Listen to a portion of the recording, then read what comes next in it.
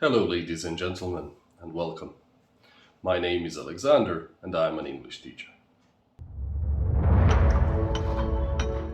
So far, I have been teaching business and general English for more than 4 years to over 1,000 people of all ages and from all walks of life.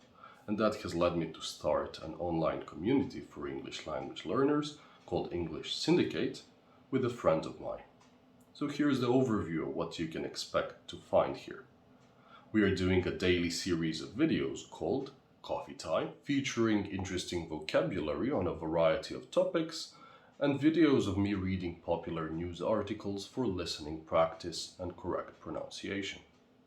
Weekly or bi-weekly, there will be videos including tips and tricks on how to improve your English learning process and study more efficiently, as well as Q&A videos on the most popular questions that the community or my students have for me. And lastly, monthly or twice a month, we will be doing videos properly explaining major grammar points of English. Here is a quick recap one more time. First, daily coffee time videos for vocabulary and listening practice. Second, weekly or bi-weekly videos on tips and tricks and Q&A.